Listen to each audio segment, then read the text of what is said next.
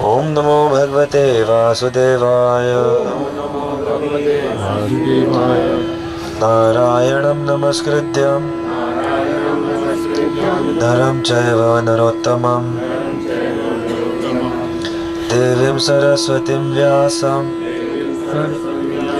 ततो जयमुदीरये। नष्टप्रायेषु अभद्रेषु नित्यं भागवत सेवया भगवती उत्तम श्लोके भक्तिर्भवती नैष्ठिकी। ग्रंथराज भागवतम की स्कंद 4 अध्याय 10 श्लोक संख्या 21। अपश्यमानः न देखते हुए सह ध्रुव तदा उस समय आततायिनम सशस्त्र शत्रु सैनिक को महामृथे उस महायुद्ध भूमि में कंचन कोई मानव उत्तमः नरश्रेष्ठ पुरी नगरी दिदृक्षण देखने की इच्छा से अपि यद्यपि न आविशत प्रवेश नहीं किया द्विषाम शत्रुओं का न नहीं मायिनाम मायावी का वेद जानता है चिकीर्षितम योजनाएं जनः कोई भी अपश्यमानः सतदा ततायिनं महामृधे कञ्चन मानवोत्तमः पुरीं दिदृक्षन् नपि नाविशत् द्विषां न मायिनां वेद चिकीर्षितं जनः। मानवों में श्रेष्ठ ध्रुव महाराज ने देखा कि उस विशाल युद्ध भूमि में एक भी सशस्त्र शत्रु सैनिक शेष नहीं रहा। तब उनकी इच्छा अलकापुरी देखने को हुई, किंतु उन्होंने मन में सोचा यक्षों की मायावी योजनाओं को कोई नहीं जानता।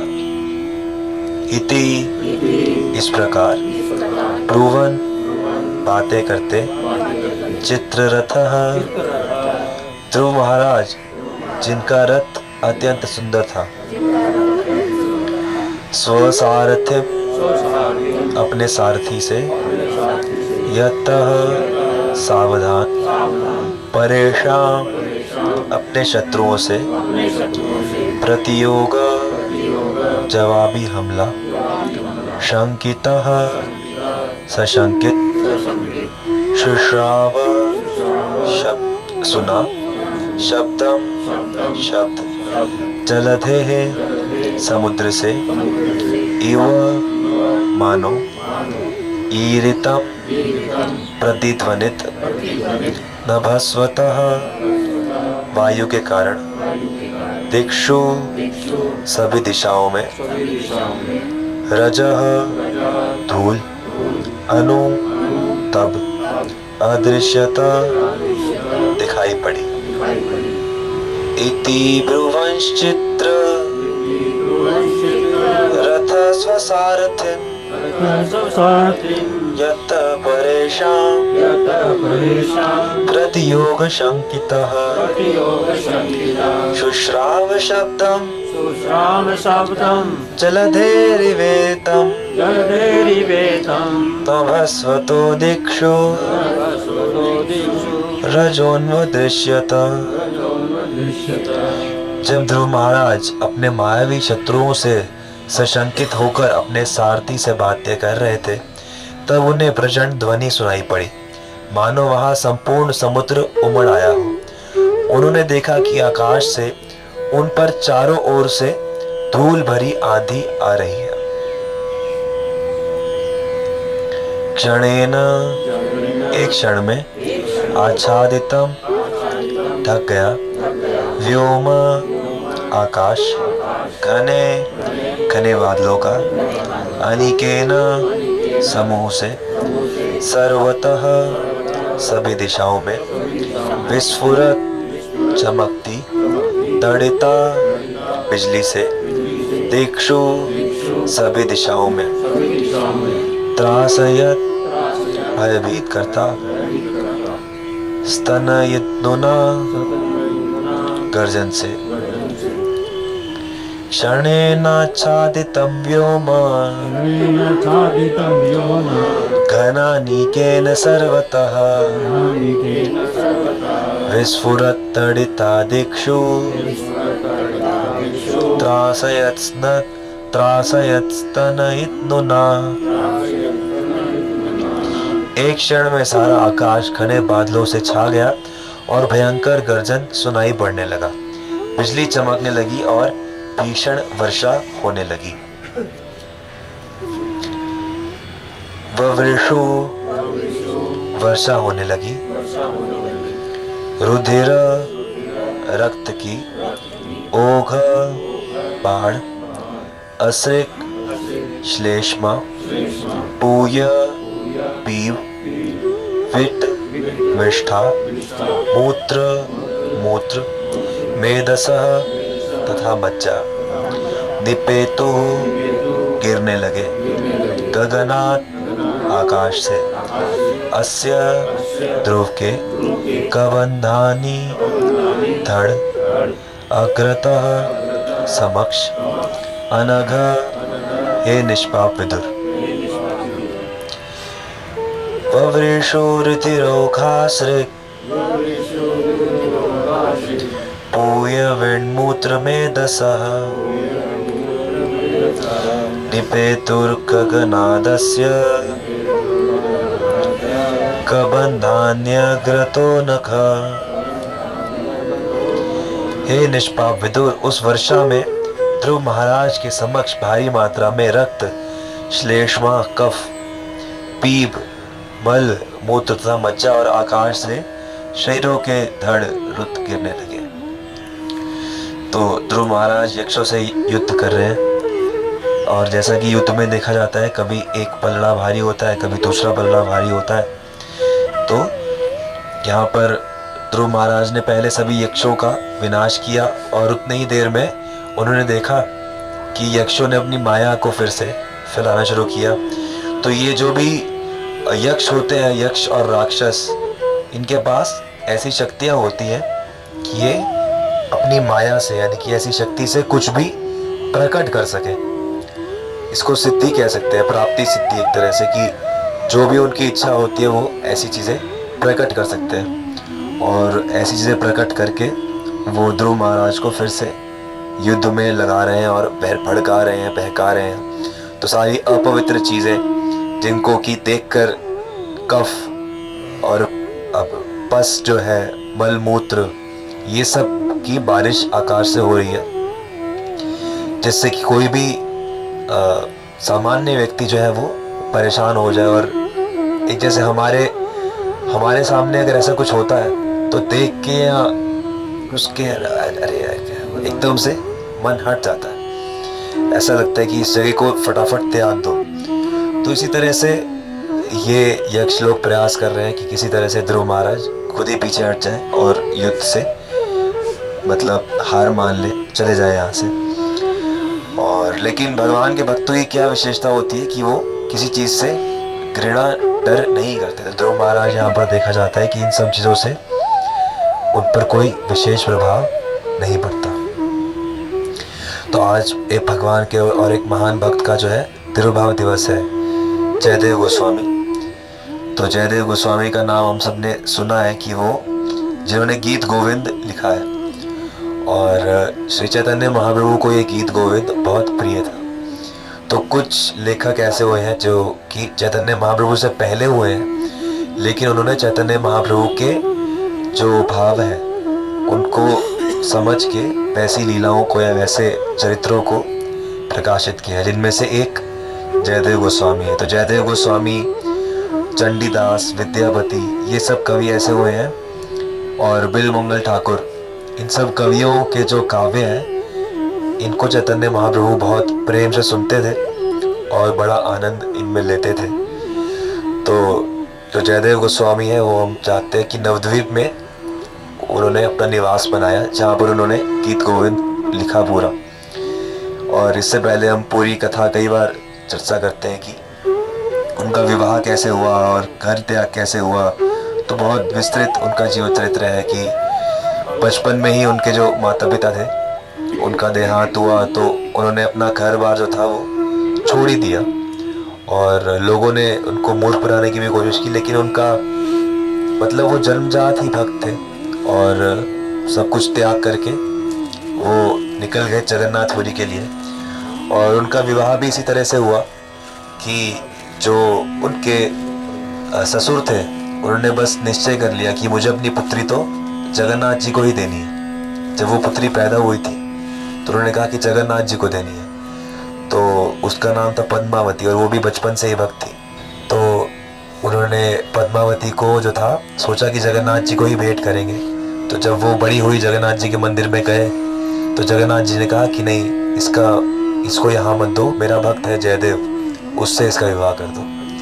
तो जयदेव गोस्वामी जो कि साधु थे, भक्त विरक्त थे, तो जगन्नाथ जी की इच्छा के कारण उन्होंने विवाह करना स्वीकार किया। और विवाह करना स्वीकार करने के बाद फिर जो है वो गृहस्थ की तरह रहने लगे, लेकिन फिर भी दोनों पति पत्नी का विशेष जो संबंध था वो भक्ति विषयक ही था। और वो सबसे प्रसिद्ध कथा भी है, जब गीत गोविंद लिखते समय जयदेव गोस्वामी वो पंक्ति लिखते हैं कि श्री कृष्ण ने राधा रानी के चरण अपने सिर पर रखे। तो जयदेव गोस्वामी ऐसे अपनी कल्पना से या काव्यात्मक दृष्टि से नहीं लिखते थे, उनको लीला के दर्शन होते थे। और जैसे जैसे जो दर्शन होते थे, जो अनुभूति होती थी भगवान की तरफ से, वो लिखते थे। तो उनको लीला में दिखा कि राधा रानी मान करके बैठी हैं और कृष्ण उनको मनाने के लिए उनके चरण अपने सिर पर रख लेते हैं। तो उन्हें संदेह हो गया कि शायद ये मैं अपनी कल्पना से मुझे कुछ दिख रहा है, क्योंकि भगवान किसी के चरण अपने सिर पर क्यों रखेंगे। तो सुबह का समय था, वो चले गए कि मैं स्नान करके आता हूँ, उसके बाद आके सोचूंगा, लिखूंगा। और निकले तो पद्मावती ने कहा ठीक है, आप स्नान करके आइए, भोजन तैयार करूंगी बहुत देर में। तो उनके घर से गंगा जी करीब 2 घंटे की दूरी पे थी और जाके 5 मिनट के अंदर ही वो वापस आ गए। तो पद्मावती ने कहा कि अरे आप आगे, कहते हाँ कुछ याद आ गया, लिखना है। तो लिख दिया। लिखने के बाद उन्होंने कहा कि आज बहुत भूख लगी है, फटाफट भोजन बनाओ। तो पद्मावती ने कहा अरे आज बिना स्नान किए ही आप भोजन करोगे? तो हाँ बस।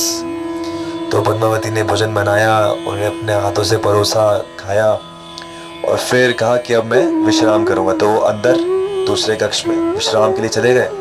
अब इधर पद्मावती जब प्रसाद पाने बैठी तो बाहर के दरवाजे से जयदेव गोस्वामी आ गए। तो उन्होंने कहा कि अरे आप तो अंदर गए थे, आप बाहर से कैसे आ गए? और वो देख के हैरान कि अरे तुम मुझे हमेशा खिला के खाती हो, आज ये तुम पहले ही खा रही हो क्या? तो कहती हैं आप अभी तो आए थे, आपने पंक्ति लिखी और वो हुआ। तो उन्होंने कहा कहाँ आया था मैं, कहाँ गया? तो अंदर वाले कक्ष में दोनों जाते हैं तो कोई होता नहीं है। और फिर वो देखते हैं जो जिस पोथी में वो लिख रहे थे तो उसमें वही पंक्तियाँ लिखी हुई थी जो वो लिखना नहीं चाह रहे थे। तो इससे दृढ़ हुआ कि भगवान कृष्ण स्वयं वो पंक्तियाँ उनसे लिखवाना चाहते हैं। और ऐसा कहा जाता है कि गीत गोविंद जो है वो जगन्नाथ जी को भी इतना प्रिय है कि जो भी गीत गोविंद गाता है तो वो जगन्नाथ जी उनके पीछे पीछे चले जाते हैं। जैसे एक बार वो होता है कि सुबह जगन्नाथ जी का दर्शन खुलता है तो जगन्नाथ जी के कपड़े फटे हुए होते हैं। तो फटे हुए होते हैं तो जो राजा होता है उसको बड़ा क्रोध आता है कि अरे जो पंडे होते हैं कि तुम ऐसी सेवा करते हो। तो कहते हैं तुम्हें प्राण दंड देंगे। तो जो पुजारी होते हैं वो बड़े कष्ट में होते हैं कि अरे अब क्या हुआ, ये तो हमने तो ऐसे कपड़े फाड़े नहीं है, जगन्नाथ जी के कपड़े कैसे फट गए।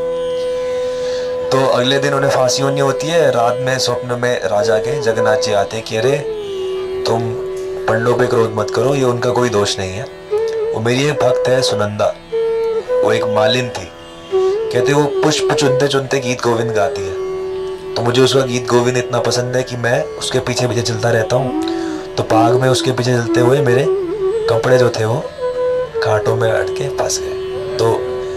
तो राजा को जैसे ही ये पता चला तो सुबह उठते ही सबसे पहले तो उन्होंने दंड का जो विधान था उसे हटाया और फिर उस जो मालिन थी उसे आदेश दिया कि भाई अब तुम रोज जगन्नाथ जी के सामने गीत गोविंद गाया करो, बाहर मत गाया करो। और भी अन्य ऐसे उदाहरण है, जैसे एक कोई क्षत्रिय थे तो वो युद्ध करने जाते थे तो गीत गोविंद पढ़ते थे। तो उनको भी ऐसा आभास हुआ कि जहाँ जहाँ वो युद्ध करने जा रहे हैं तो उनके पीछे पीछे 2 चरण और दिख रहे हैं। तो ध्यान से उन्होंने देखा तो ऐसा था कि वो जगन्नाथ जी के, भगवान कृष्ण के चरण चिन्ह थे। तो ऐसे जयदेव गोस्वामी जो थे राधा माधव की वो सेवा करते थे। वो राधा माधव जो कि फिर उसके बाद राधा दामोदर मंदिर में गए और फिर अभी आज के समय में जयपुर में। और इसके बाद एक ये भी घटना उनके जीवन में आती है, कैसी वो सहनशील थे कि जब गीत गोविंद सब लिखा गया और उनका पांडित्य प्रकाशित हो गया तो वो एक राजा के दरबार में वो एक विदूषक या एक भक्त के रूप में थे। तो ऐसी घटना हुई थी कि वो कथा करके कहीं जा रहे थे तो किसी ने उन्हें बहुत धन दे दिया था। और जब बहुत धन दे दिया तो वो जंगल से होते हुए जा रहे थे तो एक बार कुछ चोरों ने, डकैतों ने उन्हें भांप लिया कि इनके पास बहुत धन है। तो जब उन्होंने देखा कि, तो उन्होंने उनको कहे कि भाई तुम्हारे पास क्या है, दे दो। तो जयदेव गोस्वामी तो सरलता से सब धन दे दिया। लेकिन चोरों को शक हुआ कि कहीं ये राजा से हमारी कंप्लेंट ना करे, तो उन्होंने उनके हाथ पैर कटवा के उन्हें कुएं में फेंकवा दिया, एक खाली कुएं में। लेकिन जयदेव गोस्वामी क्योंकि भक्त थे और इतने दृढ़ भक्त थे तो ऐसी अवस्था में भी वो कुएं के अंदर गिर के भगवान का भजन करने लगे।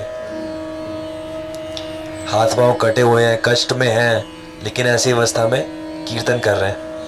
और उस समय राजा के सिपाही वहां से जा रहे थे तो उन्हें कीर्तन की आवाज आई। तो उन्होंने देखा, राजा ने देखा कि पता चला कि ये तो कोई महान भक्त है। समझ गया राजा भी कि ऐसी अवस्था में भी जो कीर्तन कर सकता है वो सामान्य व्यक्ति नहीं है। तो उन्हें अपने दरबार में उन्होंने स्थान दिया और उसके बाद जयदेव गोस्वामी को उन्होंने गुरु बनाया। तो जयदेव गोस्वामी ने आदेश दिया कि तुम रोज सभी भक्तों की सेवा करा करो। तो एक दिन वो चारों जो चोर थे वो भी साधु बन के वहाँ भोजन करने आ गए। तो जयदेव गोस्वामी ने उन्हें देख लिया। अब वो चारों डरने लगे कि ये शायद हमें, अब राजा के तो दरबार में है और हम यहाँ आ गए, इन्होंने देख भी लिया है, पहचान भी लिया होगा। तो जयदेव गोस्वामी ने सब सेवकों को बोला कि इनकी विशेष सेवा करना। तो विशेष सेवा होने लगी। अब वो चारों के मन में डर कि अरे इसका मतलब जैसे मुर्गे को खिलाया जाता है, पहले हलाल करने से पहले अच्छे से वो करके करेंगे। तो कर आके उन्होंने इतनी अच्छे सेवा करी और उनको दिया कि इनको विशेष दक्षिणा दो, छोड़ के आओ सब करो। तो जो सेवक थे वो जब छोड़ने जा रहे थे तो अब छोड़ने चले गए और जब गए तो अब वो पूछने लगे कि महाराज आप लोगों में ऐसा क्या विशेष है कि हमारे राजा के गुरु जयदेव गोस्वामी उन्होंने कहा कि, तो अब उन लोगों के मन में फिर से शर्ता आ गई। उनको लगा कि अब सैनिक भी नहीं भेजे हैं, सिर्फ एक तो सेवक हैं, तो इसका मतलब हम पकड़े नहीं गए हैं। तो उन्होंने उल्टी सीधी बातें बनाना शुरू किया कि अरे तुम्हारे जो जयदेव गोस्वामी तो चोर थे, पहले ये चोर थे और हमने इनको सही रास्ते पर लगाया, हमने इनको भक्त बनाया। तो कहते अच्छा। तो जैसे ही ये बात वो बोलते हैं तो वहां से पृथ्वी को ये सहन नहीं होता, तो वहां से पृथ्वी फटती है और वो चारों जो डकैत थे उनको वो संभाल लेती है। तो जब सेवक जाके राजा को ये बात बताते हैं तो सेवकों को भी आश्चर्य, मतलब राजा को समझ आ जाता है कि कुछ और बात थी, तब उन्हें सब पता चलता है। तो ऐसे जयदेव गोस्वामी है कि मतलब जो कल भी चर्चा हो रही थी कि भक्त को सहनशील होना चाहिए। तो कैसी भी परिस्थिति हो, कैसी भी स्थिति हो, भक्त का ये जो दृढ़ भगवान के प्रति समर्पण रहता है ये हमें समझना है। और आज उनसे हम यही प्रार्थना करते हैं कि हम लोग भी ऐसी भक्ति भगवान की कर सके। अथर्ववेद भागवतम की, श्री जयदेव गोस्वामी की। श्रित कमला कुच मंडला धृत कुंडलय,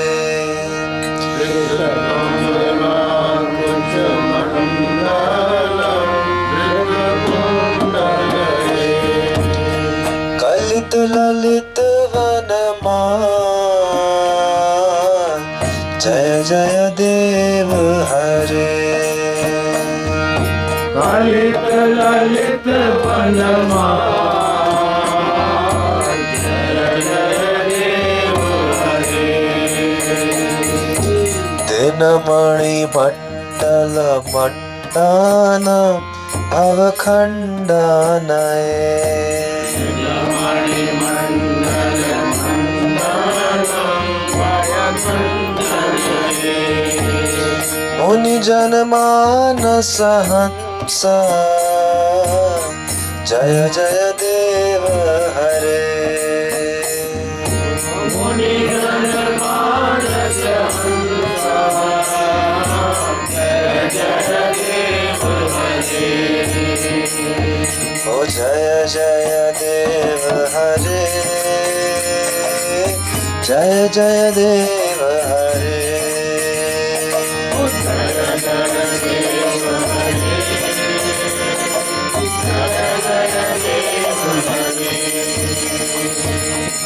कालिया विषधर गंजन जनरंजनय,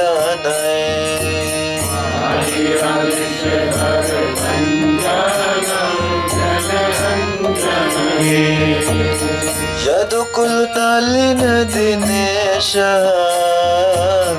जय जय देव हरे।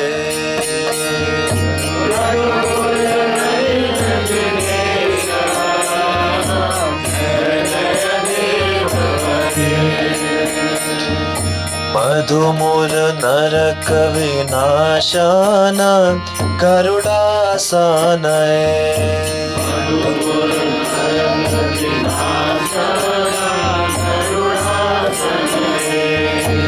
सुरकुल केली निदान, जय जय देव हरे।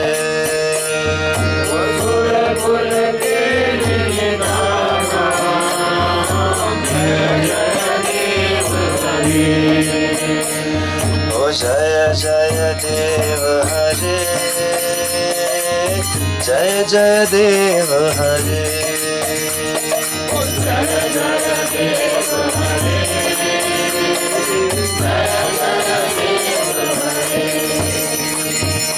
अमल कमल दल लोचन अवमोचनय,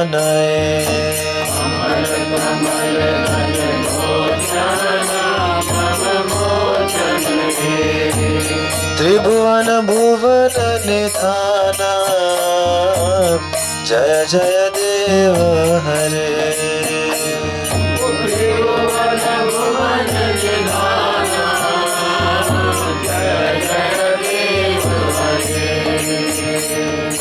जनक सुता कृत भूषण चिंतितूषणय,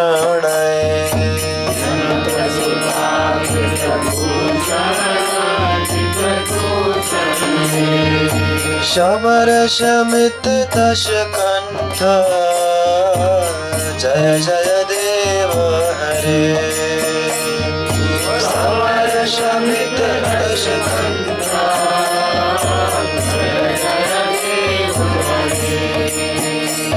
ओ जय जय देव हरे, जय जय देव हरे।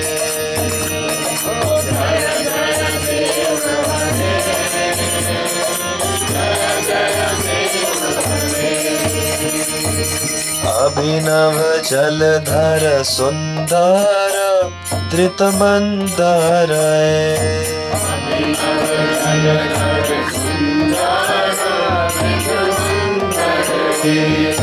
श्रीमुख चंद्र चकोर, जय जय देव हरे। मुख चंद्र चकोरा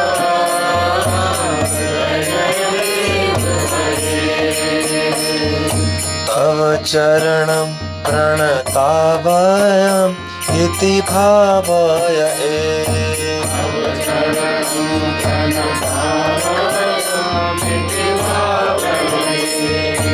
गुरुकुशलं प्रणतेषु जय जय देव हरे गुरुकुशलं प्रणतेषु जय जय देव हरे श्री जय देव कवेरिदं गुरुते मोदमे जय देव कवेरिदं मङ्गलमोज्ज्वलगीतं जय जय देव हरे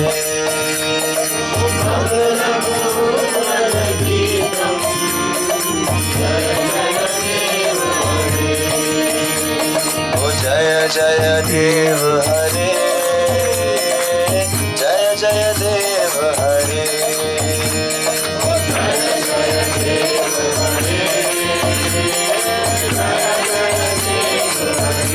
जय राधे कृष्ण गोविंद गोपाला नंद के लाला यशोदा के लाला जय जय देव हरे गोविंद गोपाला नंद के लाला यशोदा के लाला जय जय देव हरे जय जय देव हरे जय जय देव हरे